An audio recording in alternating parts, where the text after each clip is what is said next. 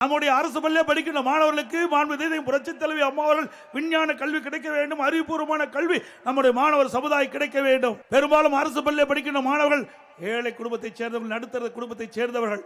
அவர்கள் 12,000 ரூபாய் செலவழித்து மடிக்கணினி வாங்க முடியாத சூழ்நிலையில் இருக்கின்ற அடித்தட்டிலே வாழ்கின்ற நம்முடைய குழந்தைகளுக்கு அறிவுபூர்வமான கல்வி கிடைக்க மடிக்கணினி திட்டத்தை கொண்டு வந்து தமிழகத்திலே 10 ஆண்டு காலத்தில் 52,35,000 மாணவ மாணவிகளுக்கு மடிக்கணினி கொடுத்து சாதனை படைத்த அரசாங்கம் சுமார் 7,300 கோடி ரூபாய் இதற்காக செலவழித்தோம். இந்த ஆட்சி பொறுப்பேற்ற பிறகு தொடர்ந்து வலியுறுத்தினோம். நீங்கள் அனைத்து இந்திய அண்ணா திராவிட முன்னேற்றங்களை ஆட்சியிலே கொண்டு வர திட்டம் என்ற ஒரே காரணத்திற்காக நம்முடைய மாணவருடைய திறமையான மாணவர்களை உருவாக்கக்கூடிய லேப்டாப் திட்டத்தை நிறுத்திவிட்டீர்கள். அதை தொடர்ந்து வழங்க வேண்டும் என்று சட்டமன்றத்தில் பிரதான எதிர்க்கட்சி என்ற முறையில் வலியுறுத்தினோம்.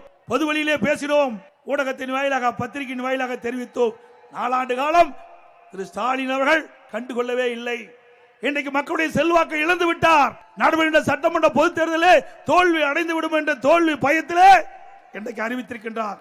கல்லூரியில் படிக்கின்ற மாணவர்களுக்கு லேப்டாப் கொடுப்பதாக அறிவித்து இன்றைய தினம் அவர் முதற்கட்டமாக அந்த திட்டத்தை அறிவித்து கொடுத்திருக்கின்றார் மாணவர்களுக்கு. நாங்கள் அந்த திட்டத்தை அதிமுக ஆட்சியிலே கொண்டு வரப்பட்ட திட்டம், அதை நாங்கள் வரவேற்கின்றோம். திரு ஸ்டாலின் அவர்களை இப்பொழுது ஏற்றுக்கொண்டு விட்டார். அனைத்து இந்திய அண்ணா திராவிட முன்னேற்ற கழக ஆட்சியிலே கொண்டு வரப்பட்ட திட்டம் சிறப்பான திட்டம் என்று இன்றைய முதலமைச்சர் ஏற்றுக்கொண்டு இன்றைக்கு அந்த திட்டத்தை துவக்கி வைத்திருக்கின்றார். சிந்திச்சு பாருங்க, 4 ஆண்டு காலமா கொடுத்திருந்தா மாணவர்கள் எவ்வளவோ பயன்பெற்றிருப்பாங்க.